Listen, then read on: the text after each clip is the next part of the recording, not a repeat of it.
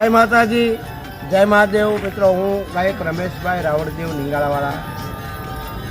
नवरात्रि महोत्सव 2025 આવી રહ્યો છે, પણ નવરાત્રિની પરંપરા, માની ઉપાસના, માનું જાગરણ, માના નૈવેદ્ય થતા હોય, માનો કુંભ સ્થાપન થાય, ગામડામાં માતાજીના મઢ હોય ત્યાં ગોઠીબાઈઓ એટલે શું? આજના વિડીયોમાં અમારા બાપુએ મને ઘણા પ્રશ્નનો બોલો કહેજો કે રમેશભાઈ, ખરેખર નવરાત્રિનો ભાવ શું? નવરાત્રિ એટલે માતાજીની ઉપાસના, માં મય થઈ જવું. ગરબા બરોબર છે, લેવા જરૂરી છે, પણ ગામડામાં અમારે જૂની એક પરંપરા હતી કે આમ બેનો દીકરીઓ ચોકની માંડવી હોય, માંડવીની ફરતા ફરતા માતાજીના ગરબા લે. કેવા ગરબા?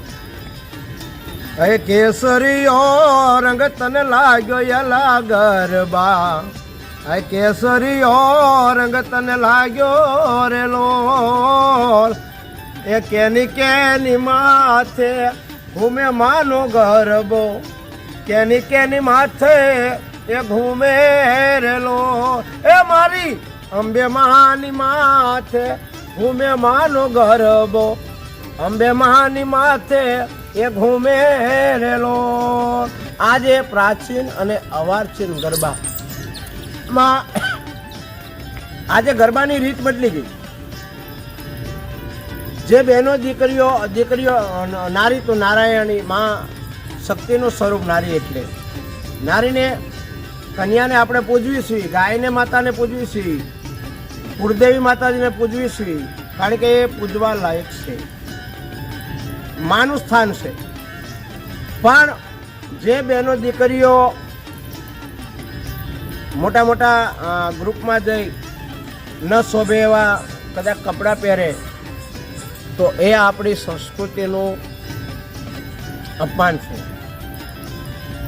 મારા માનવા મુજબ માનો ભાવ જ લઈને ગરબા ગવાય, કારણ કે નવરાત્રિ એ માના ઉપાસનાની, માના જ્યોતિ. ઘણા વખત અમને ઘણા પ્રશ્ન કરતા હોય કે નવરાત્રિની માલપા માતાજીને રાજી કરવા માટે ઘણી વખત રાવણદેવ ડાક લઈને વગાડતા હોય છે, પણ માત્ર એક એવું વાદ્ય છે, ડાક ડમર, જેથી માતાજી રાજી થઈ જાય, અને એ પણ રાવણદેવ આવે. કારણ કે એની માલપા અગાઉ આપણા વિદ્વાન કવિઓ છે, જો તે બલંબા જગદંબા યાદી અંબા ઈશ્વરીમાં તેજ તંબા તુખારી હાથ અંથાક બીર હાક બજ ડાક બમણી માં જગદંબા રાસ રમણી. ડાકની તાકાત એવી છે સાહેબ, પણ ડાક વગાડવા વાળા પણ એવા હોવા જોઈએ. કારણ કે રાવણદેવ તરીકે મારું માનવું છે કે માતારી દારૂ પીતા હોય, અરે તમારા મોઢાની માલ પાન ફાકી માવો હોય ત્યાં સુધી ડાકનું વાદ્ય નથી વગાડી શકતા, કારણ કે એની માલપાથી ઓહમ સોહમ નામના મંત્ર નીકળે છે. અને એ ભગવતી જગદંબા ઘણા રાજાશાહી વખતમાં અમુક એવી જગ્યા હોય અથવા તો ત્યાં રાવણદેવને બોલાવી બે ડાકની દાંડી વગડાવે. આજે પણ વિદ્વાન મહાન માણસો છે, પોતાની ઓફિસમાં રાવણદેવને બોલાવે. શા માટે બોલાવે? કે ત્યાં માતાજીનું વાદ્ય વાગે તો અનિષ્ટ વસ્તુ છે ત્યાંથી નીકળી જાય અને સદવસ્તુ, દેવીય વસ્તુ જાગૃત થાય.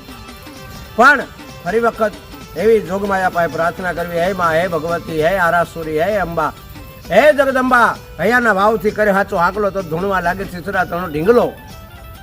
પછી માં આકલો હોય માં મેરડી ચંડી ચામુંડા હાજબાઈ ખોડિયાર અંબાજી પ્રમાણી બુટ ભદ્ર સિકોતર શક્તિ નાગબાઈ પીઠડાવડ રાજબાઈ ગેલ ગાત્રાળ મોમાઈ મોગડ કાળિકા. માં આગળ માગવું હોય તો એટલું મંગાય. હે ભગવતી, હે જગદંબા, હે ઈશ્વરી, હે પરમેશ્વરી, સદા સર્વદા, હે કુળદેવી, હે નવદુર્ગા, હે અંબિકા, હે ચંડી ચામુંડા, હે માં ખોડિયાર, હે માં મોંગલ, હે આશાપુરા.